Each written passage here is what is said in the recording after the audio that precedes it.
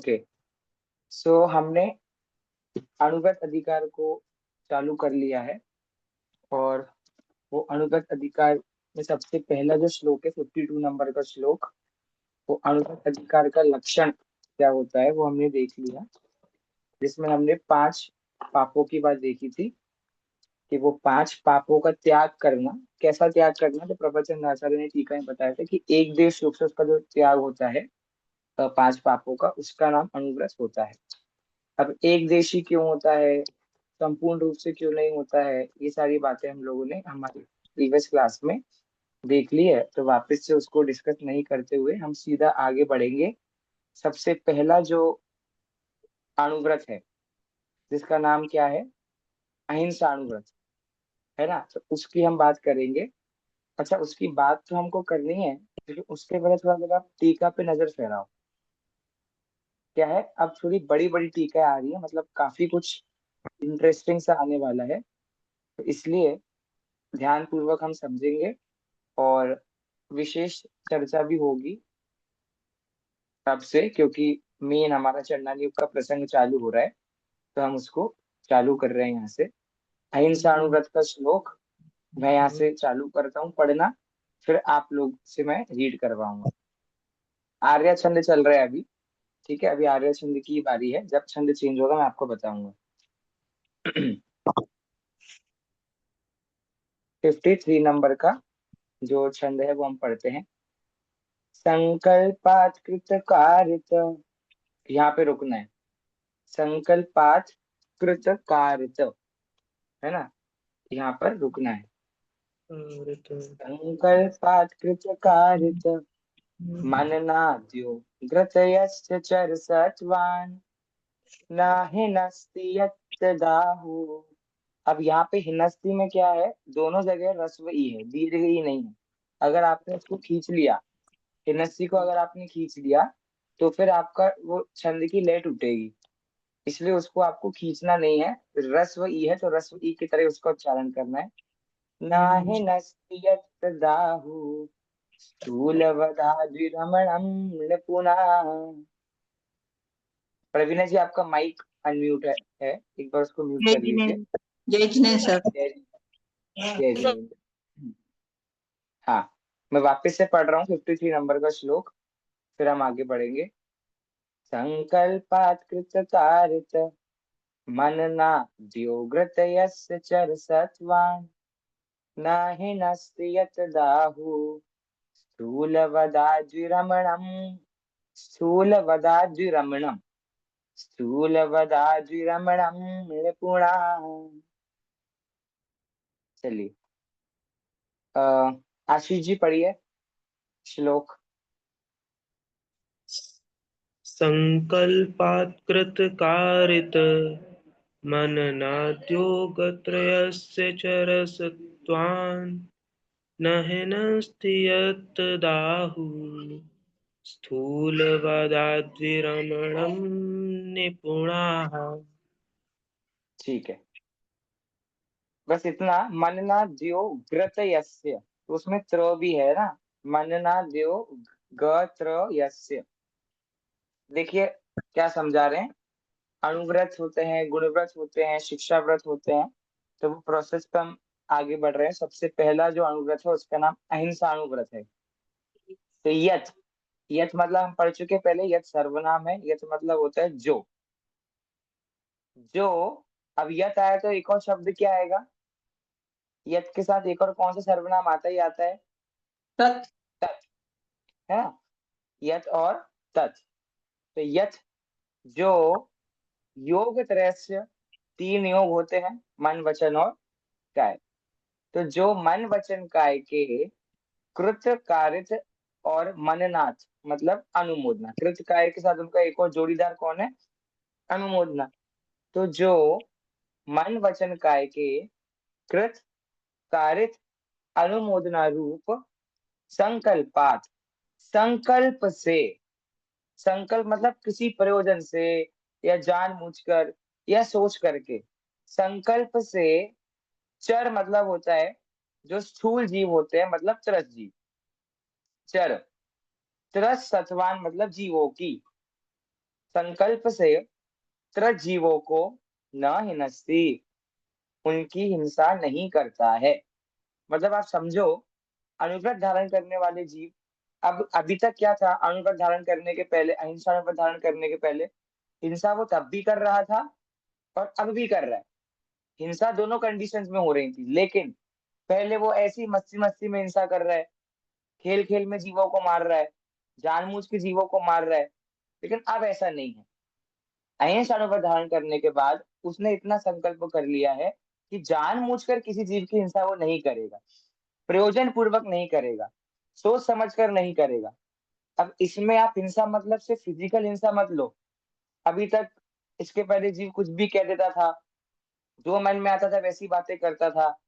अब ऐसा नहीं है। अब सोच समझ के बातें करेगा, किसी का दिल नहीं दुखाएगा, सबसे प्रसन्नचित होकर बातें करेगा, सबसे अच्छे से बातें करेगा। तो ये सब चीजें कब चेंजेस आए? ये सब उसमें अहिंसा अनुपात धारण करने के बाद चेंजेस आए। तो मन वचन काय से कृत कारित अनुमोदना रूप सोच करके प्रयोजन से संकल्प से स्थावर जीवों की, सॉरी, त्रस्त जीवों की वो हिंसा नहीं करता है, उन्हें नहीं मारता है। ऐसा तत् उसे निपुण गर्दर आदि देवों ने क्या बोला है? स्थूल पदार्थ, स्थूल हिंसा से विरक्त होना अर्थात अहिंसा अनुवृत्ति कहा है। हमने दो प्रकार की हिंसा इसके पहले देखी टीका में, स्थूल और सूक्ष्म हिंसा। तो अणुव्रती जीव सूक्ष्म हिंसा से रहित तो नहीं हो सकता है ना, क्योंकि सूक्ष्म हिंसा से रहित तो सिर्फ महाव्रती वाला जीव हो सकता है। तो क्या कह रहे हैं? इतनी बात है कि अणुव्रती जीव स्थूल हिंसा से रहित हो सकता है। तो स्थूल हिंसा से रहित कैसे हो सकता है? तो बता रहे कि भैया वो त्रस्त जीवों की हिंसा नहीं करता है, कृत कारित अनुमोदना नहीं करता है, सोच समझकर हिंसा नहीं करता है। अब कृत कारित अनुमोदना में बहुत सारा अर्थ है। ना तो खुद हिंसा करेगा, ना किसी और से करवाएगा, और ना मजे लूटेगा। आधी दिक्कत तो आज की जनरेशन की क्या है कि कृत कारित तो समझती है, आज का टाइम पीरियड जो आज की जनरेशन है, अनुमोदना नहीं समझती और हिंसा को बढ़ावा देती है। तो बहुत सूक्ष्म आपको एग्जांपल देता हूँ। आजकल के बच्चे जो गेम्स खेलते हैं, उन्हें कौन से गेम में मजा आता है? जिसमें मारा काटी हो, खून खराबा हो। कौन सी फिल्म में मजा आता है? जिनमें एक्शन, जोरदार एक्शन होना चाहिए। इमोशन तो गया तेल लेने, मजा किसमें आना चाहिए? एक्शन में। एक्शन होना चाहिए, मार काट होनी चाहिए, धूम धड़ाका होना चाहिए। तो ये सब किसकी किसके पॉइंट है? अनुमोदना। तो भैया हम तो हिंसा नहीं करते, लेकिन हम अनुमोदना करते, तो भैया एक ही बात हो गई। इसलिए अहिंसानुपति जीव ना तो कृतकार्य अनुमोदना से हिंसा करेगा, ना तो संकल्प पूर्वक हिंसा करेगा, ना ही अपने प्रयोजन से वह जीव हिंसा करेगा। ठीक है, क्लियर हो गया आपको श्लोक? अब टीका देखिए। सबसे पहले सबसे इंपॉर्टेंट चीज समझा रहे प्रवचन आचार्य। अच्छा, ये आदिमति क्या है? आदिमति लिखा होता है ना हिंदी अर्थ के ऊपर, ये आदिमति क्या है? अन्वयार्थ है क्या? नहीं, वो आदिमती जी ये ने किया है हिंदी हिंदी टीका उसका। लिखी है, हिंदी रूपांतरण हाँ, किया है प्रभाचंद आचार्य की टीका का। किसने? आदिमति जो माता जी हैं, उन्होंने हिंदी रूपांतरण किया है प्रवचन आचार्य की टीका का। मैं क्यों हिंदी टीका ले रहा हूँ? जहां पर एकदम मुझे एक एक शब्द का अर्थ बताना हो अच्छे से, वहां मैं हिंदी टीका लेता हूँ, वरना हम संस्कृत टीका भी ले सकते हैं। देखिए क्या लिखा है। मैं इस जीव को मारूं, इस अभिप्राय से जो हिंसा की जाती है उसे संकल्प कहते हैं। मतलब मैंने सोच समझ के हिंसा करी। यह, अब उस दिन संध्या जी बात करते थे ना कि अनुगति जीव से संकल्प हिंसा का त्यागी हो सकता है, वही बात यहाँ पर है। यह संकल्प मन वचन और काय, इन तीनों योगों की कृत कार्य तथा अनुमोदना रूप परिणति से होता है। संकल्प कब कर सकता है जीव? मेरा क्वेश्चन आपसे है, संकल्प करना और कृत कार्य अनुमोदना करना, ये दोनों चीजें एक है कि अलग अलग है? दोनों अलग है मेरे हिसाब से। अच्छा, तो अगर आप कृत कार्य अनुमोदना नहीं करो तो आप संकल्प हिंसा कर सकते हो? नहीं, अलग संकल्प अलग तो क्यों नहीं होता पहले है नहीं, ना? करते एक ही हैं। संकल्प तो पहले करते हैं, अभिप्राय में चेंज होता है, फिर संकल्प कर लेते हैं, फिर करते नहीं, कराते नहीं, अनुमोद नहीं, वो तो जब करने का बारी आती है तब करते हैं, नहीं करते मतलब हैं। ऐसा हो सकता है कि जीव कृत कारित अनुमोद ना करे लेकिन संकल्प हिंसा ना करे, नहीं, ऐसा हो वो सकता है। संकल्प लिया है तो फिर करेगा ही नहीं, क्योंकि उसको उसका अभिप्राय ही चेंज हो गया है ना, हाँ कि तो अभी मुझे नहीं हाँ करना आशीष है। जी, आशीष जी एक कुछ भैया कह रहे हैं। संरंभ एक भैया फिर जो संरंभ समारंभ आरंभ आता है वो कहाँ जाएगा, वो इस संकल्प में ही आएगा? हाँ देखिए, ये जो संभ्रम समारंभ आरंभ इत्यादि सारे इसके सारे जो व्रत आदि जो क्रिया कांड है सारे, इसका नाम संकल्प ही होता है कि हम संकल्प पूर्वक ये कार्य कर रहे हैं, है ना। संकल्प पूर्वक हम आरंभ हमारे काम कर रहे हैं, संकल्प पूर्वक संभ्रम समारंभ हो रहे हैं। संकल्प सर करना और संकल्प पूर्वक हिंसा करना दोनों अलग अलग है। भाई मैंने मंदिर जाने का संकल्प किया है, ये बुरी बात थोड़ी ना है, ये तो अच्छी बात है। लेकिन मैं प्रयोजन वो संकल्प किसी जीव की हिंसा करने का कर रहा हूँ, ये बुरी बात है ना। अब आपकी संकल्प संभ्रम समारोह आरंभ, मैंने इस संकल्प किया कि मैं तो बहुत आडंबरों को ग्रहण करूंगा, बहुत सारा आरंभ करूंगा, तो वो भी संकल्प की हिंसा में आ जाएगा। क्योंकि आप आरंभ ग्रहण कर रहे हो बहुत सारा, जब उसमें हिंसा होगी कि नहीं होगी, होगी, क्यों नहीं होगी। जितनी ज्यादा वस्तु उतनी ज्यादा हिंसा। और जो बात प्रवीणा जी ने बोली, जब एक जीव ने संकल्प कर लिया कि भैया मैं हिंसा नहीं करूंगा, तो संकल्प किया मतलब उसने किस बात का संकल्प किया कि ना तो मैं करूंगा, ना किसी और से करवाऊंगा, ना ऐसा नहीं है 50-50 डिस्काउंट कि भैया मैं करूंगा तो नहीं पर करवा दूंगा। ये तो बढ़िया, तुम्हारे सिर्फ भी मेरी अपने घर की खेती हो गई, भैया मैं ना तो करूंगा ना करवाऊंगा लेकिन मजे लूटूंगा। तो ऐसा खेल नहीं होता है। अहिंसानुवर्ती जीव संकल्प तीनों बातों का करता है कि ना तो मैं करूंगा, ना मैं करवाऊंगा, और यदि कोई जीव कर रहा है तो उसकी अनुमोदन नहीं करूंगा, उल्टा रोकूंगा उसको, उस हिंसा से बचूंगा या उस हिंसा को रोकने का प्रयत्न करूंगा। तो प्रवचन आचार्य यही कह रहे हैं, यह संकल्प मन वचन और काय, इन तीनों योगों की मतलब इसमें एक और अर्थ है, ना तो सर मैं मन से हिंसा करूंगा, ना मैं वचन से हिंसा करूंगा, ना काय से हिंसा करूंगा। हाँ बोलिए। सर मेरे को ये तीनों का अर्थ चाहिए, समारंभ समारंभ और आरंभ। हम्म। समारंभ है। कौन बता रहा है आप में से? आप लोग ही बताओ। संरंभ माने तो उस चीज की प्लानिंग करना, सर ये परिग्रह और के उसमें समारंभ होंगे ना, संभ्रम समारंभ और हाँ, आरंभ, परिग्रह। परिग्रह की कैटेगरी में ही आएंगे तीनों। फिर भी कुछ तो डिफरेंस करो तीनों में। पहले क्या में है तो संभ्रम? प्लानिंग करना है उसकी, मतलब सोचना उसके इकट्ठा बारे में। करने की। हाँ, और समारंभ में उसके करने के जो साधन है उनको इकट्ठा करना, और आरंभ हम्म। में उनको क्रिया में लाना। ठीक है। पर क्या पूनम जी आप कुछ कह रहे हैं? कुछ एडअप करना है आपको? सर मैं एक्चुअली थोड़ी सी किचन में बिजी हूँ, जितना इतना ज्यादा नहीं अच्छा बोल पाऊँ।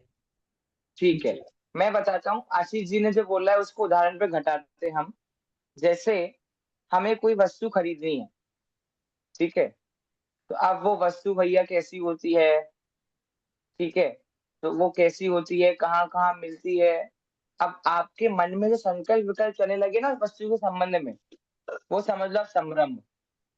संकल्प विकल्प चले, अब आप चलेगा, आपको पता चला इस एरिया में दुकान है, मुझे कपड़े खरीदने, इस एरिया में दुकान है। तो जो आपने जाने का प्रयत्न किया, अभी आप पहुंचे नहीं हो उधर तक, भैया इस दुकान में कपड़े मिलते हैं, इधर मिलते हैं, इधर मिलते हैं, इधर मिलते हैं, अच्छा ठीक है, ये आपको एग्जैक्ट लोकेशन मिल गई, ये हो गया समारंभ। अब अगला स्टेप क्या है, अब चलो कपड़े लेने, अब तो यही है ना। और जाए आप गए दुकान तक पहुंचे और खूब कपड़े लगते आपने इकट्ठे करे, ये हो गया आरंभ। तो बिना संभ्रम समारंभ के आरंभ नहीं हो सकता, एक प्रोसेस है पूरी, एक परिग्रह इकट्ठा करने की, परिग्रह जोड़ने की एक प्रोसेस है। पहले हमारे मन में विचार आया, फिर उस विचार वो हो गया संभ्रम, फिर उस विचार को हमने आगे बढ़ाया, उस विचार को हमने और स्ट्रॉन्ग किया, वो समारंभ हो गया। और जब विचार एकदम पक्का हो गया तो हम उसके पीछे लग गए, उस काम को करने में लग गए, वो हमारा आरंभ हो गया। सर ये मन तो वचन तीन काय भी इसमें ही लग जाएंगे। हाँ ना, संकल्प विकल्प आपके कहाँ उठेंगे, मन में ही तो मन संकल्प में, विकल्प होंगे ना, मन में मन ही में ही होंगे बनेंगे। संकल्प विकल्प। फिर आप फिर क्रिया वचन में। करोगे तो काय से क्रिया करोगे ना, वचनों काय से क्रिया करोगे। इसलिए समन्वय आचार्य की आप उनकी सोच देखो, तीन तीन का जोड़ा है। जब भी हिंसा होती है, अभी हम बाकी परिग्रह आदि को नहीं लेकर हिंसा हिंसा फोकस करते हैं, क्योंकि अहिंसा अनुवृत्ति हम बात कर रहे हैं ना, तो जब हिंसा के पे फोकस करते हैं, कैसा फोकस? हिंसा कहाँ कहाँ से होती है? मन से होती है, ठीक है। वचन से होती है कि नहीं? होती है। होती है। काय से होती है कि नहीं? होती है। तो उनने मन वचन काय को ले लिया। फिर हिंसा हम खुद करते हैं कि नहीं? करते हैं, कृत ले लिया। दूसरों से करवाते हैं कि नहीं? करवाते, तो कारित ले लिया। अच्छा, हमारा कोई लेना देना नहीं है पर हम मजे लेते हैं कि नहीं? अनुमोदना करते हैं कि नहीं? तो कृत कारित अनुमोदना ले लिया, ठीक है। इसलिए यहाँ पर समन्वय आचार्य कह रहे हैं कि मैं संकल्प कर रहा है कि मन वचन काय इन तीनों योगों की कृत कार्य तथा अनुमोदन रूप परिणति से होता है। संकल्प किसी कार्य को स्वतंत्र रूप से स्वयं करना कृत है, दूसरों से कराना कारित है, और कराने वाले के लिए अपने मानसिक मतलब मन में ही, मैं खुद से कुछ नहीं कर रहा, लेकिन अपने मानसिक परिणामों को प्रकट करते हुए अनुमति के वचन कहना अनुमोदन। अनुमति के वचन ही नया एंगल पता है क्या है? कोई आपका बच्चा आपके पास आया कि मम्मी उसने ऐसा किया, मैं उसको कल थप्पड़ लगा दूं एक। आपने बोला हाँ लगाओ बिंदास, अपना हाथ है लगाओ, खींच के थप्पड़ लगाओ। किसने मना किया है? ये क्या है? ये अनुमोदन है। तो आप बोलो भाई हमने तो ना हिंसा करी, तुमने हिंसा नहीं करी तो आपने परमिशन दी कि नहीं? आज्ञा दी कि अनुमोदन। नहीं? इसका नाम अनुमोदन है।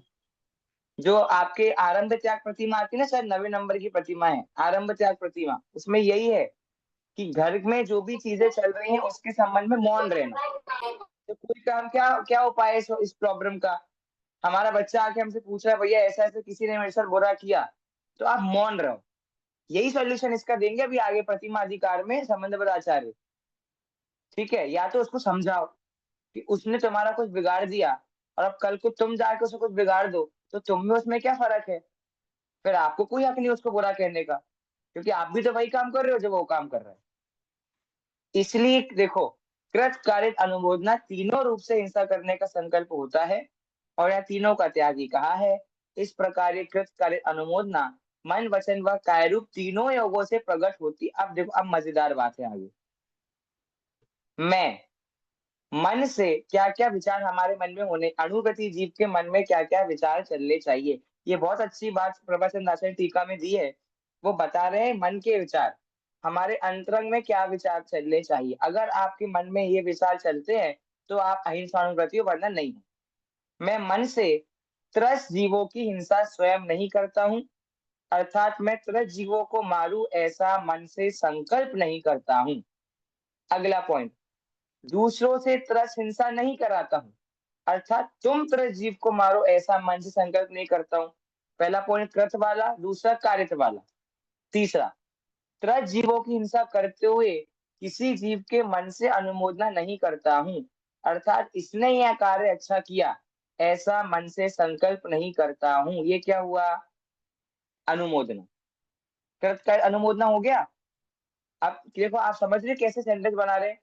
पहले इनने पकड़ा मन को, पहले मन को पकड़ा, फिर मन से कृत हो सकता है, मन से कारित हो सकता है, और मन से अनुमोदना हो सकता है। तो मन से किस प्रकार किस प्रकार हिंसा की जा सकती है, उसका पहला पॉइंट। मन से दूसरों के द्वारा कैसे हिंसा कराई जा सकती है, उसकी दूसरा पॉइंट। और मन से हिंसा की अनुमोदना कैसे की जा सकती है, उसका तीसरा पॉइंट। अब आगे क्या क्या पॉइंट बनेंगे आप बता सकते हो? आप पकड़ेंगे हम वचन को, वचन से किस प्रकार हिंसा की जा सकती है उसका चौथा पॉइंट। वचन से किस प्रकार हिंसा करवाई जा सकती है उसका पांचवा पॉइंट। और वचन से किस प्रकार से हिंसा की अनुमोदना की जाती है उसका छठा पॉइंट। समझ आ रहा है आपको टेक्निक उनकी प्रवचन आचार्य की? देखो क्या बोला चौथे पॉइंट में, इसी प्रकार वचन से मैं स्वयं त्रस्त जीवों की हिंसा नहीं करता हूँ, अर्थात मैं त्रस्त जीवों को मारूं ऐसे वचन नहीं बोलता हूँ। ये हो गया वचन से हिंसा नहीं करना। अब वचन से हिंसा नहीं करवाना, वचन से दूसरों के द्वारा त्रस्त जीवों की हिंसा नहीं कराता हूँ। देखो, फोर्थ पॉइंट में लिखा है करता हूँ, फिफ्थ में क्या लिखा है? कराता हूँ। कृत कारित, कारित। अर्थात फोर्थ पॉइंट में लिखा है मैं त्रस्त जीवों को, फिफ्थ में क्या लिखा है? तुम त्रस्त जीवों को मारो ऐसे वचनों का प्रयोग नहीं करता हूँ। छठा पॉइंट क्या होगा? वचन के संदर्भ में अनुमोदना नहीं करता हूँ, तथा त्रस्त जीवों को हिंसा करते हुए अन्य पुरुष की वचन से अनुमोदना नहीं करता हूँ, अर्थात तुमने बहुत अच्छा कार्य की अच्छा किया ऐसे वचनों से उच्चारण नहीं करता हूं। अब आप में से कोई बनाएगा क्या? काय के संदर्भ में सेंटेंस बनाओगे आप? हाँ, बन सकता है भैया। चलो बनाओ। काय से किस प्रकार हिंसा नहीं करेंगे आप, बताओ। काय से ये त्रस्त जीवों की हिंसा का ना तो करेगा और ना नहीं, सिर्फ सिर्फ करवाएगा। करेगा पे लेना है हमको। सिर्फ सिर्फ करेगा, सिर्फ कृत। काय से हिंसा नहीं करूंगा, मतलब काय से, मैं हाँ, वचन मन से काया से, मैं किसी जीव की हिंसा नहीं करूंगा। काय से मन मैं से, काय किसी से, जीव की हिंसा नहीं, काय से मैं किसी जीव की हिंसा नहीं करूंगा। यह क्या है आपका? काय सातवां से गुण। कृत हिंसा का त्याग। अब अगला बनाओ। मैं काय से किसी जीव की हिंसा नहीं करवाऊंगा। हाँ, ठीक है। और इससे अगला है, मैं काय से किसी भी त्रस्त जीव की हिंसा होते हुए की अनुमोदना नहीं करूंगा।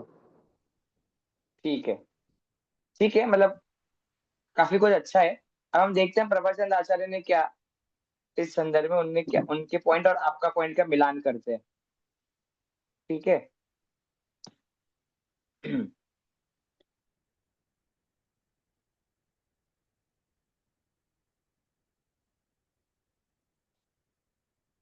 ये देखिए 7वें नंबर पे, बस त्रस्त जीव एक वर्ड हमको और लगाना था। काय से त्रस्त जीवों की स्वयं हिंसा नहीं करता हूं, अर्थात स्वयं आंख से संकेत करना भी बांधना आदि शारीरिक व्यापार नहीं करता हूं। अब जो काय आ गया ना, तो थोड़ा बहुत हमको कुछ कुछ जोड़ना पड़ेगा। जैसे इन्हें वचन में क्या जोड़ा? शब्दों का प्रयोग नहीं करता हूं, ऐसे वचन नहीं बोलता हूं। ठीक है। और मन में क्या बोला? मन से संकल्प नहीं करता हूं। काय में क्या बोल रहे हो? बांधना आदि शारीरिक व्यापार नहीं करता। वो गिनवा रहे हैं कि भैया शरीर से आप कैसे हिंसा कर सकते हो, काय से हिंसा मतलब कैसे इशारे कर कह सकते सकते हैं हो। इसको। सर इशारे। हाँ बोलिए बोलिए। सर इसमें स्पेशली त्रस्त शब्द शब्द क्यों यूज किया, यानी स्थावर को नहीं क्योंकि काउंट करेंगे हम? नहीं, अणुप्रति जीव स्थावर हिंसा का त्यागी कैसे होगा? जैसे आप वनस्पति का कैसे त्याग करोगे? आप सब्जियां मतलब तो त्रस्त खाओगे से नहीं दो खाओगे। इंद्रिया, हाँ मैं सर वो त्रस्त से जैसे दो इंद्रिया आएंगे, तो जैसे जमीकंद होता हाँ, है तो एक इंद्रिय वो हुए सब ले तो। सकते हैं। नहीं वो ठीक है, वो एक इंद्रिय ठीक है, आप उसमें लोगी कैटेगरी में। लेकिन हमको हाँ स्थूल हिंसा का त्यागी गिनवाना है ना, इसलिए त्रस्त हिंसा अच्छा, हिंसा का त्यागी बोला है। और ओके सर ओके। अगर हम सावर बोलते तो सारे ही सावर लेने पड़ते। लेकिन ऐसे हरित काय आदि का हम कैसे त्यागी बोलेंगे? क्योंकि वो तो हम प्रयोग करते ही हैं। इसलिए उन्होंने त्रस्त हिंसा को बोल करके इतना बताना चाह रहे कि भैया पूरी पूरी हिंसा का त्यागी नहीं हो सकता ये जीव। और सिर्फ ठीक है स्थावर हिंसा सर। का त्यागी पॉसिबल नहीं है, इसलिए इतनी बात बोली थी। ठीक है। बाकी वो जमीकरण वाला पॉइंट आपका अच्छा है, वो हमको लेना है अपने उसमें, ध्यान में रखना है फिर भी। ठीक है। चलिए एक सेकंड मैं शेयर करता हूँ वापस।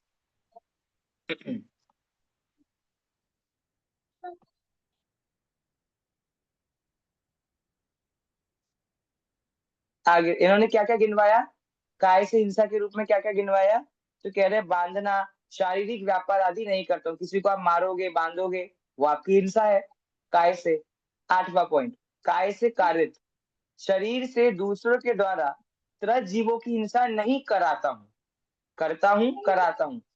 अर्थात शरीर के संकेत से दूसरों को प्रेरित, मतलब इशारा कर दिया भाई इसको मार, इसको ठोक, ऐसा कर वैसा कर, वो नहीं करता हूँ। त्रस्त जीवों की हिंसा करते हुए किसी अन्य पुरुष को चुटकी बजाना आदि शरीर के अन्य किसी व्यापार से अनुमति नहीं देता हूँ। अब चुटकी बजाना ये क्या शब्द का प्रयोग है?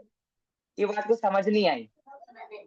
चुटकी बजाना ये क्या मजे बात है? लेना, खुश होना, अनुमोदना करना अर्थ आएगा सर इसका। ताली मारते ठीक हैं है, ना, और कुछ? हाँ, ठीक क्लैप है। करते हैं। रौद्र रौद्र हिंसा होती है ना, जो जिसमें मजा मानते हैं। इसमें एक और बात अनुमोदना में ले रहे हैं, वो आज्ञा हास्य भी देने की बात ले रहे करते हैं, मुंह से हास्य करते हैं। हैं, वो हाँ, भी एक काई की क्रिया अब है। इसमें, हाँ, अब इनने क्या किया इसमें, इसमें इनने बोला कि कोई बड़ा महान आदमी हो और बोल रहा भैया मुंह से कुछ नहीं बोल रहे, और किसी ने आके उसको पूछा कि भैया मैं इसको मार दूं क्या, ज्यादा बोल रहा है, चाटा मार दूं क्या, तो उसे चुटकी देकर उसको आज्ञा दे दी कि मुंह से नहीं बोला, तो मतलब वो कहेगा कि मैंने अपने वचन से हिंसा नहीं करी। भैया तुमने वचन से हिंसा नहीं करी पर काय से तो कर दी, इशारा करके तुमने बोल दिया ठोक दो उसको। तो हिंसा हिंसा होती है, मन से हो, वचन से हो, काय से हो, कृत से हो, कार्य से हो, चाहे अनुमोदना से। ये बात प्रवचन आचार्य यहाँ बताना चाह रहे हैं। तो ये पूरे 9 सेंटेंस गिनवाए ना यहाँ, इन 9 कोटि से क्या शब्द का प्रयोग है, इन 9 9 कोटि कोटि। से हिंसा का त्याग करना अहिंसाणुव्रत है। अब आप में से कौन कौन अहिंसाणुव्रती है क्या कोई? थोड़ा, बस हमको थोड़े पंचम बहुत से। स्थानवर्ती होते हैं सर अहिंसाणुव्रत के धारी। क्या? पंचम गुण स्थानवर्ती होते हैं अहिंसाणुव्रत के धारी। तो फिर तो मतलब हम तो फ्री हो गए, हम काहे को पढ़ नहीं रहे हैं, फिर नहीं, हम तो हमने बच थोड़े गए। व्रत धारण किए हैं सर। ये हम क्यों पढ़ रहे हैं, प्रेरणा व्यवहार के लिए से, पढ़ रहे हैं। व्यवहार से हमको कहा वहां तक जाए। जा, और हमको वहां तक जाना है कि नहीं, अहिंसाणुपति बनना है तभी तो आगे बढ़ेंगे, नहीं तो आगे कैसे बढ़ेंगे, बैठ रहेंगे ऐसे भैया, हमें तो जब गुण स्थान होना होगा होगा, तो वो गुण सर स्थान तो जैसे भाई डिफॉल्ट है। हाँ बोलिए। सर पूनम जी ने बोला पंचम गुण स्थान पर चतुर्थ गुण स्थान व्यक्ति जो अव्रती श्रावक है, वो भी ये सब पालते हैं। पालते हैं सब वो, में हाँ पंचम गुणस्थान व्रति भी उसका पालन करता है, चतुर्थ गुणस्थान व्रति भी, अनुगत का पालन चतुर्थ गुणस्थान हाँ व्रति भी हाँ, करेगा, उनका तो मुख्य क्योंकि रूप ये से होते पहले ही है। से। हाँ, हम्म। वो पंचम गुणस्थान वर्ती तो प्रतिमाओं तक पहुंच गया, तो इसका मतलब वो तो पालन कर ही रहा है, वो तो अहिंसा अनुव्रत गुणव्रत शिक्षाव्रत सबका पालन कर रहा है पंचम गुणस्थान वर्ती तो। और चतुर्थ गुणस्थान वर्ती ने चालू किया है, प्रारंभ किया अनुव्रत का पालन करना, ऐसा है। ठीक है, दोनों गुणस्थान वाले पालन करेंगे अनुव्रत का, तो चतुर्थ भी और वो तो पंचम। क्या है, थोड़े बेसिक संस्कार होते हैं, पर फिर जो चतुर्थ गुण स्थानक में वो समझ के साथ नहीं करते हैं, हाँ वहां मतलब से ऐसा चतुर्थ है, गुण स्थानक आ गया। ऐसा और नहीं है फिर कि सिर्फ हम लोग पालन नहीं कर रहे हैं, हम भी कर रहे हैं, लेकिन उस हम पूर्ण रूप से नहीं कर पा रहे, हमारा क्या है, कभी हो रहा है कभी नहीं हो रहा है, तो तभी तो ऐसे ग्रंथों की आवश्यकता पड़ी, ताकि हमको एग्जैक्ट स्वरूप समझ में तो है कि होता क्या है व्रत आदि, ऐसी बात है। ठीक है। फिर वो व्रत भी धारण तो करते ही हैं, थोड़े थोड़े कर शुरू कर देते हैं कि कौन? नियम ले लेते हैं। जैसे कौन? हम लोग हाँ नियम ले हम लोग। लेते हैं ना। फिर जैसे आपको मैंने हाँ। कहा कि भाई गुरु के सामने, प्रतिमा के सामने, किसी की हम्म। साक्षी से हम नियम ले लेते हैं कि हम ये काम नहीं करेंगे कभी। हाँ, अब ऐसा नहीं है कि बोल दिया भाई चतुर्थ पंचम गुणस्थान वर्ती अहिंसा व्रत का पालन करते हैं तो आप लोग चुपचाप बैठ जाओ, क्या अपन तो वो मित्रदृष्टि नियम है, तो लेने पड़ते अपन हैं। तो कर नहीं सकते, ऐसा नहीं है, हम भी पालन कर सकते हैं। क्या पता पालन करते करते विशुद्धि बढ़े तो आप पहुंच जाओ उस गुण स्थान तक, ऐसे ही तो पहुंचोगे, ऐसे हाथ पैर धर के बैठे तो रह गए, फिर यहीं घूमते रहो संसार में मजे से। तो सदाचार ही पालन नहीं करोगे तो आगे कैसे बढ़ोगे? हाँ, तो इसी सदाचार के लिए जब तक श्रावकाचरण पढ़ रहे हैं, और अभी हमने स्वरूप समझा अहिंसाणुव्रत का, अब अतिचार क्या क्या दोष होते हैं, मतलब अतिचार ऐसे आप समझो, अहिंसाणुव्रत जीव क्या क्या करता है वो हमने इसके पहले देख लिया, अब वो क्या क्या नहीं करेगा, और क्या क्या करने से जीव अहिंसाणुव्रती नहीं कहलाता है। 54 नंबर के श्लोक में हम वो देख रहे हैं, कि माइक किसी का ऑन है वो आप म्यूट कर लो। चलो मैं पढ़ता हूँ यहाँ से श्लोक।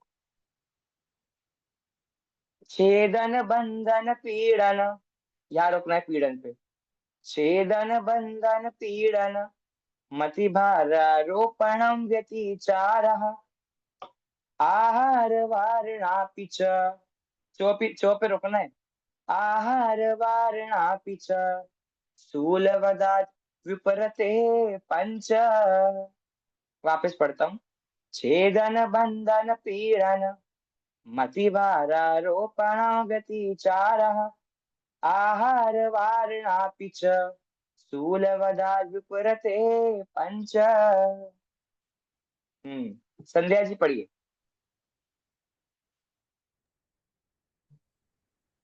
छेदन बंधन पीड़न मति भारारोपणम व्यतिचारा आहार वारणापि च स्थूलवदाद व्युत्परते पंच।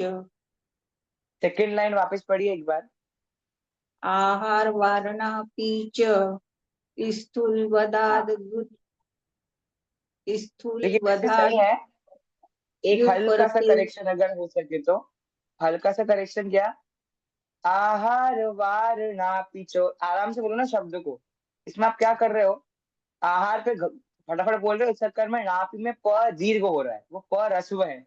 आहार वार ना पीछ, पी और च के बीच में गैप नहीं है। बोलिए।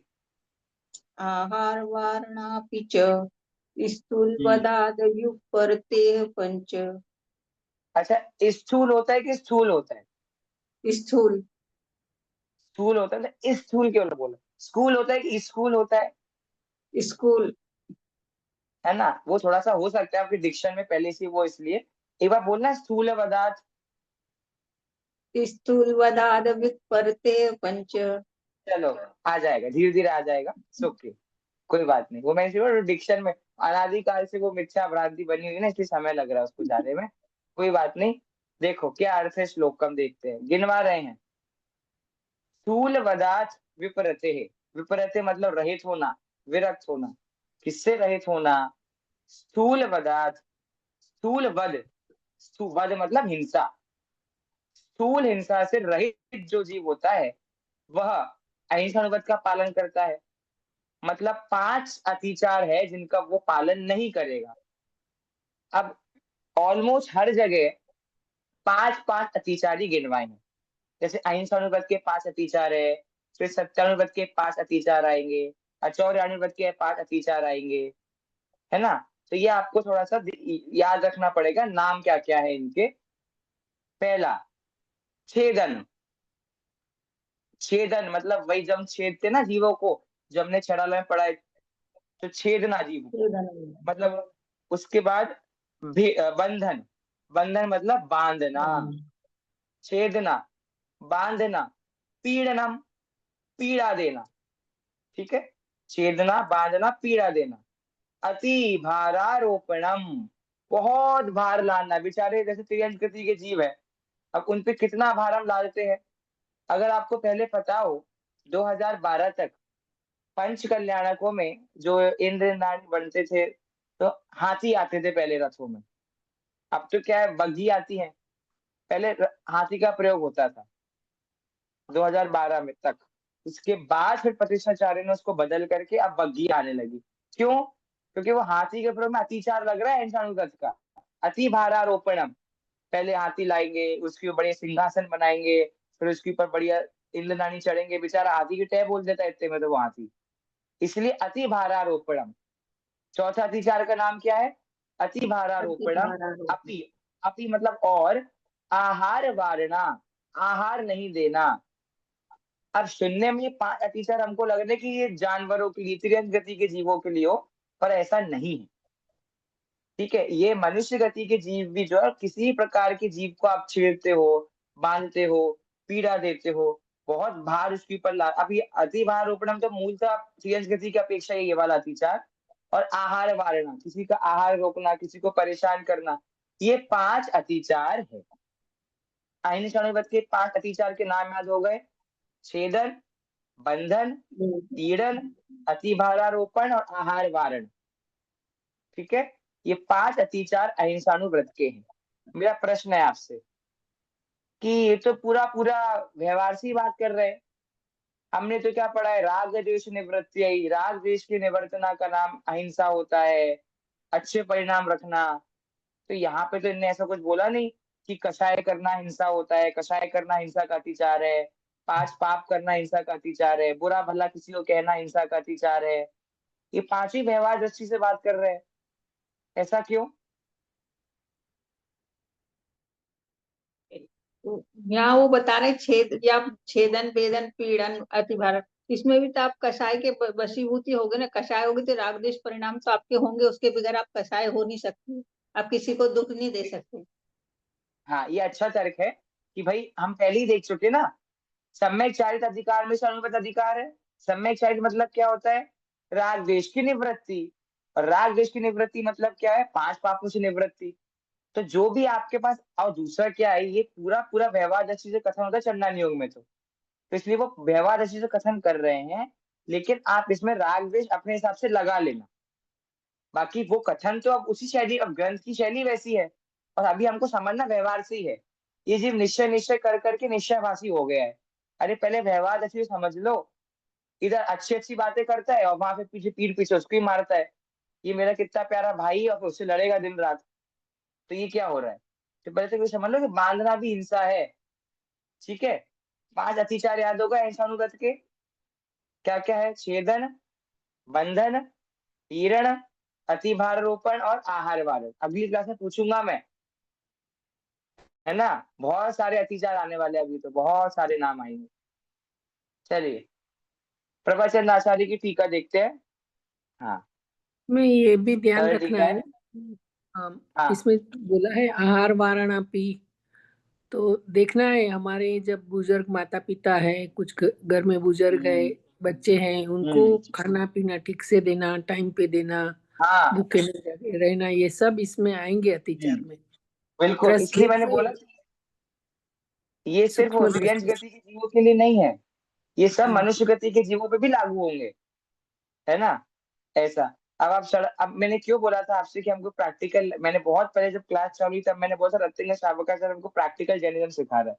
आप सड़क पे जा रहे हो, कोई व्यक्ति चल नहीं पा रहा है, तो आप उसको हाथ देकर जो सड़क पार कराते हो ना, वो आपका इंसान व्रत के अंदर आता है।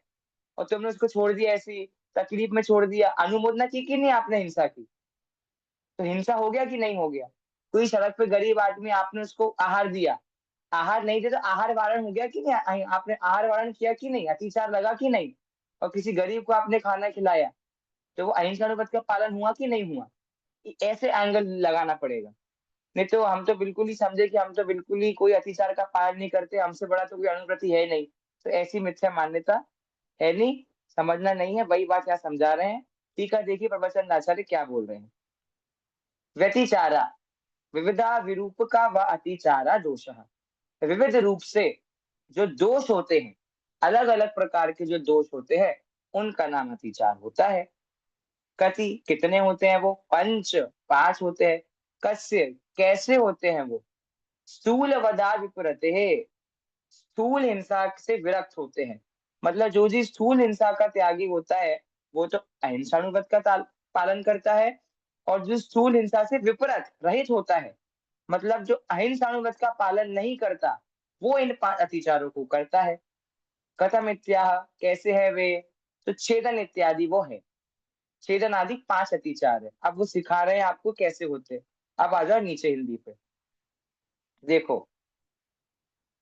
दुर्भावना से नाक कान आदि अवयवों को छेदना। छेदन बोला ना, छेदन मतलब क्या होता है? अब जैसे अब इसमें वो समझ ला कि जैसे महाराष्ट्र में क्या है, एक ट्रेडिशन है कि महाराष्ट्र में जो छोटे लड़के छोटे होते हैं बच्चों उनके के भी नाक दोनों कान कान छेदते छेदते हैं। हैं। हाँ, महाराष्ट्र में दोनों कान छेदते हैं लड़कों के भी। तो मतलब तुम वहां पे उनकी परंपरा बंद करवा दो, कहकर के भैया तो अतिचार है, अतिचार है। ऐसा नहीं है। जब पीड़ा हो रही हो, जब पीड़ा हो रही हो, तो जानवरों में होता ही है, उनके नाक छेद दिए, उनके कान छेद दिए, तो घोड़ों के पैरों में लगा देते हैं, लगाम लगा देते हैं। तो वो चीज, इच्छित स्थान पर जाने से रोकने के लिए रस्सी आदि से बांध देना, मतलब कितना व्यवहार निरूपण है। अब भैया किसी को रस्सी से बांध रहा है, हम सोच सकते हैं कि हमें क्या लगता है जैन धर्म है, मतलब जैन धर्म तो बिल्कुल ही सिर्फ आत्मा की बात करेगा। मतलब जैन धर्म मतलब आत्मा, अरे आत्मा तक जाने का रास्ता तो देख लो पहले, आत्मा आत्मा करते हो। तो ये व्यवहार दृष्टि से बात है। डंडे कोड़े आदि से पीटना, उचित भार से अधिक भार लादना। अब यहाँ पर ये नहीं कह रहे कि मना कर रहे हैं, क्योंकि कई बार त्रियंशों का काम ही क्या है? उनका काम ही है लादना। अब गधे का काम ही है कि वो सामान यहाँ से वहां पहुंचाए, लेकिन उचित भार होना चाहिए। ये नहीं कि तुम बिल्कुल ही उनको बिल्कुल मार ही दो, भार बहुत सारा भार लाद करके। तथा अन्न पानादि रूप आहार का निषेध करना अथवा थोड़ा देना। ऐसा नहीं कि तुम 2 कौर खिला रहे हो, और जैसे गौशालाएं चलती ना आजकल, और जैन धर्म में तो गौशाला मानी गई है। जैन धर्म तो गौ की सेवा करता है, तो उसमें योग्य उनको मिल रहा है कि नहीं, भोजन खान पान उनको मिल रहा है कि नहीं मिल रहा? कहाँ से आई ये सब ट्रेंड? अब कोई बोले जैन धर्म गौ सेवा करता है, तो आधे लोग बोल देंगे तो मिथ्यात्व है, जैन धर्म मिथ्यात्व का पालन कर रहा है। अरे यहाँ आया ना कि उनको योग्य आहार पानी देना, उनका ख्याल रखना, ये सब कहाँ से आया? यहाँ से आया है। तो आहार देना इस प्रकार अहिंसा अनुव्रत के ये 5 अतिचार है। मतलब इनके दोष है, इससे उल्टा जो करता है वह अहिंसानुव्रती कहलाता है, और जो इन 5 अतिचारों को करता है वो हिंसा का पालन करने वाला वह जीव कहलाता है। आपको क्लियर हो गया पहला अणुव्रत, अहिंसानुव्रत क्लियर है? आगे बढ़े, आप देखना आप क्या थोड़ा क्या सीख के जा रहे हैं। थोड़ा ऐड करना होगा सर मुझे हाँ उसमें हाँ कि वो प्लीज।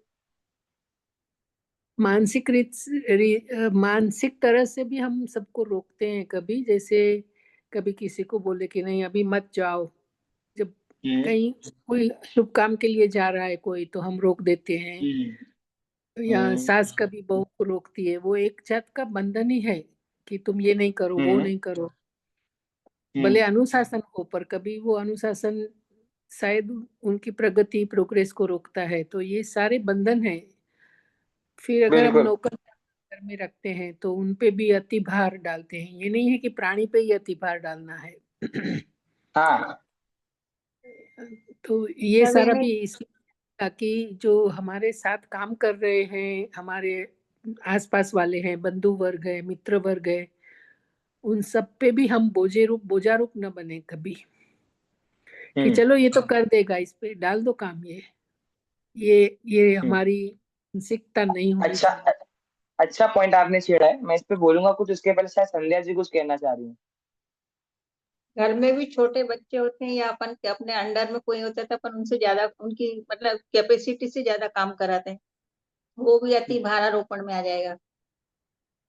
जैसे और उनको वो बात परवश आपने सुनी है ना, पहले जब कोर्ट होता था, केस होता था, तो बोलते थे ना कि ये जैन है, तो वो जब गीता की कसम खिलाते थे, जैनों को कसम नहीं खिलवाते थे। क्यों?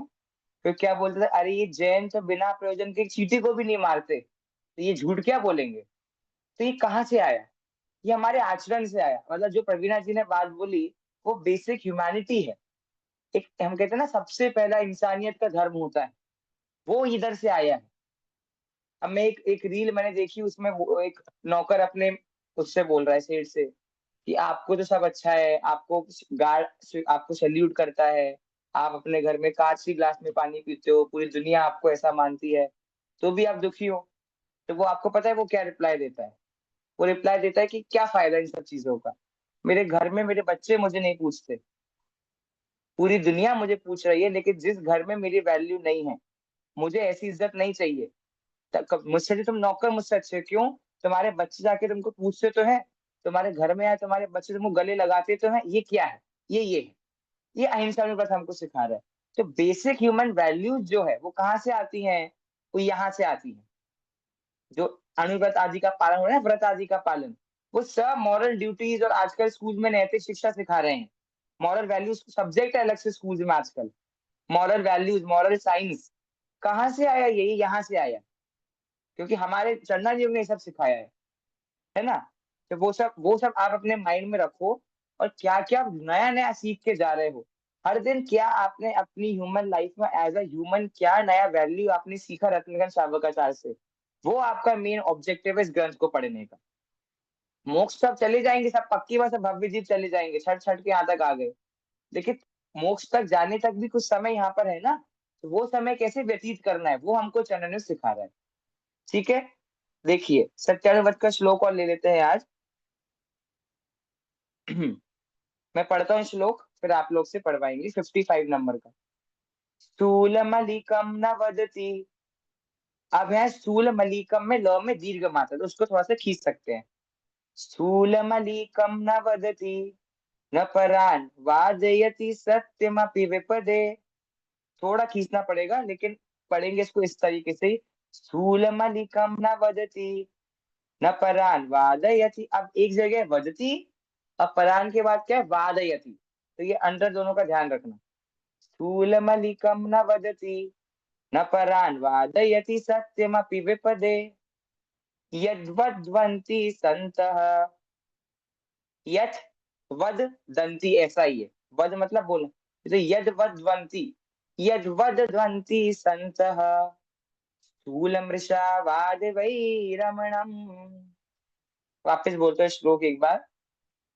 स्थूलमलिकम न वदति, न परान् वादयति सत्यमपि विपदे यद्वद्वन्ति सन्तः यद्वद्वन्ति यद्वद्वन्ति सन्तः स्थूलमृषा वादवैरमणम्।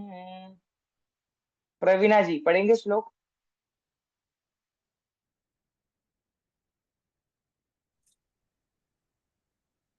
स्थूलमलिकं न वदति न भरान् वादयति सत्यमपि विपदे यद्वदन्ति सन्तः स्थूलं स्थूलमृषा वादवैरमणम्। चलो मैं इसको सिंपल कर देता हूँ, आप इसको बोलो यद वदन्ति यद वदन्ति सन्तः, ऐसा कर दो इसको। यत् वदन्ति सन्तः, वदन्ति नहीं, यद वदन्ति, 3 शब्द है, यत वदन्ति सन्तः। यत् वदन्ति सन्तः स्थूलमृषा वादवैरमणम्। शाबाश। देखिए श्लोक क्या कह रहा है, यत जो, स्थूलम स्थूल, अलीकम, लीक मतलब सच, अलीकम मतलब उसका उल्टा झूठ, जो स्थूल झूठ को न वदती, ना तो बोलता है, न परान, ना तो दूसरों से, वादयति भुलवाता है, ना तो स्वयं बोलता है झूठ, ना दूसरों से बुलवाता है। अब नई बात आ रही है एक, सत्यमपि वदति, और विपदे, विपदे का अर्थ यहाँ पर ऐसा आना चाहिए विपदा में, या फिर यहाँ पे ऐसा लिखा है ठीक है, विपदा के समय में ऐसा सत्यम, सत्य अपि भी नहीं बोलता, ना दूसरों से बुलवाता है, जो दूसरों का प्राणघात करे। प्राणघात मतलब सत्य बोलना है, ऑब्वियसली सत्य बोलना है, मतलब ना तो झूठ बोलना है खुद को, ना दूसरों से बुलवाना है। लेकिन कोई ऐसा कंडीशन आ गई, कोई ऐसा सिचुएशन आ गई जहां पर सत्य बोलने से नुकसान हो सकता है, और इन्होंने नुकसान मतलब प्राणघात लिया है। नहीं तो कोई बोले कि भाई सच बोलने से नुकसान हो सकता है, तो हमने छोटा मोटा सच बोलने ही बंद कर दिया, भाई उसके घर वालों को बोला इसलिए हमने सच, ऐसा नहीं। एक ही कंडीशन पे आपको सच नहीं बोलना है, जब उस सच से किसी का प्राणघात हो रहा हो।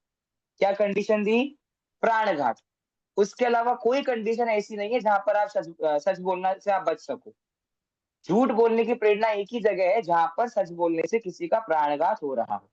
तो 3 कंडीशन बताई सत्यानुगत में, ना तो झूठ स्वयं बोलता है, पहली कंडीशन, ना दूसरों से बुलवाता है, और यदि सत्य बोलने से प्राणघात हो तो ऐसा सत्य भी नहीं बोलता, उसे संत पुरुषों ने स्थूल मृषा वाद वैरमणम, स्थूल मृषा, स्थूल झूठ का त्यागी, मतलब सत्यानुव्रति वदंती कहा है।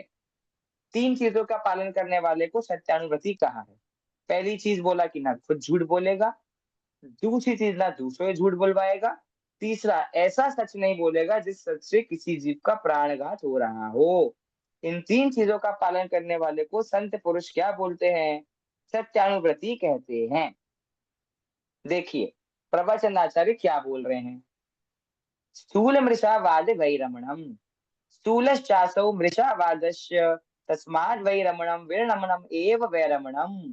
स्थूलश्च असौ, स्थूल मृषावादस्य, स्थूल झूठ को, तस्माद् वैरमणम, स्थूल झूठ से वैरमण, मतलब जो विरमणी, जो उससे उल्टा है, मतलब जो स्थूल झूठ को नहीं बोलता है, उसे स्थूल वशाद वैरमणम, मतलब स्थूल झूठ का त्यागी सत्यानुव्रति कहते हैं। तद वदंती, वह कहता, उसे ऐसा कहते हैं। केते, किसने उस जीव को सत्यानुव्रति कहा है? संतः, सत्पुरुष, गणधर देवादय, सत्पुरुष ने, गणधर आदि देवों ने उसको सत्यानुव्रति कहा है। तत्किम संतो यत वदंती, ऐसा क्या है उसमें जो उसको संतों ने ऐसा कहा है? अलीकम, असत्यम, कि वह जीव एक कंडीशन में असत्य बोलता है। कथम भूतम, वो कैसी कंडीशन है? स्थूलम, यस्मिन अनुक्ते स्वपर्यो वद बंधनादिकम राजा दिव्यो भवति तत्स्वयं तावत तद्वदति। क्या बोला? स्वपर्यो वद बंधनादिक राजा दिव्यो, राजा जी के भय से स्वयं का या पर का जिसमें बंधन हो रहा हो, जिसमें स्व मतलब खुद या कोई अन्य जीव तकलीफ में आ रहा हो, ऐसा समय पे वह जीव सत्य नहीं बोलता है। तथा परान अन्यान तथा विदमलिकम न वादयति, और दूसरों से झूठ ना तो बुलवाता है, न केवलम लीकम किंतु सत्यमपि चोरम अयम इत्यादि रूपम न स्वयं वदति न परान वादयति। वह जो सत्य है, अब अगर किसी जीव का प्राणघात हो रहा हो तो ऐसी कंडीशन में वह सत्य ना तो स्वयं बोलती, ना खुद बोलता है, ना परान वादयति, ना दूसरों से बुलवाता है। किम विशिष्टम दुक्तम सत्यमपि परस्य विपदे अपकाराय भवति। इसमें विशिष्ट बात क्या है? विशिष्ट बात यह है कि कभी कभी सत्यम अपि, सत्य भी क्या होता है? परस्य विपदे अपकार से, दूसरे जीव का अपकार कर देता है। कभी कभार सच बोलने से दूसरे जीवों का अपकार अर्थात नुकसान हो सकता है, इसलिए ऐसे झूठ को भी नहीं बोलना चाहिए। मतलब ऐसे सत्य को भी नहीं बोलना चाहिए जिस सत्य से दूसरों का क्या हो? अपकार हो। यह बात हुई हमारे सत्यानुव्रत के अतिचार की। तो इस तरह आज हमने अहिंसानुव्रत, अहिंसानुव्रत के अतिचार, सत्यानुव्रत किसे कहते हैं, ये हमने 3 श्लोक आज देखे। अब किसी को कुछ पूछना है तो पूछ लीजिए, वरना हम मिलेंगे ऑन फ्राइडे। सर मुझे थोड़ा ये प्रश्न था कि एक मिनट, अभी 54 श्लोक में जैसे स्थूल वदा द हाफ लिया है, तो त और द में संधि कब होती है, कैसे? वो कभी त बदल जाता है, कभी द बदल जाता है ना, तो ये दोनों मुझे कंडीशन संधि नहीं सही है, समझ। दोनों कंडीशन सही है। त का 99% तो जो होगा आपको द लिखा होगा, है ना, जैसे यद लिखा होता है, य द में हलन, तो वो द आपको त में कन्वर्ट करना है। द तृतीय वर्ण है और त प्रथम वर्ण है, तो तृतीय वर्ण का प्रथम वर्ण में कन्वर्जन होता है। किस संधि के कारण? जसत्व संधि के कारण ही नियम होता है। तो यद लिखा है तो वो यथ हो जाएगा, ठीक है, ऐसा है। यद लिखा है तो उसका भी यद हो सकता है, लेकिन ऐसा कोई कंडीशन है नहीं, क्योंकि यद शब्द कुछ नहीं होता है, यथ शब्द होता है, इसलिए। और श्लोक 55 में जैसे मैंने यत तद वदंती ऐसे हमने पढ़ा। नहीं तो उसको आप ऐसे कर लो ना, यत तत् वदंती, जो जैसा है उसको वैसा बोलता है, मतलब झूठ नहीं बोलता। हाँ ठीक है, बस वही उतनी संधि समझनी थी। हाँ ठीक है। Thank you sir. Anything else? या एनीबॉडी? हो गया? ठीक है। अब सत्यानुव्रत के क्या क्या अतिचार है, उसमें क्या क्या दोष लगे हैं, वो हम देखेंगे on Friday on the same timings.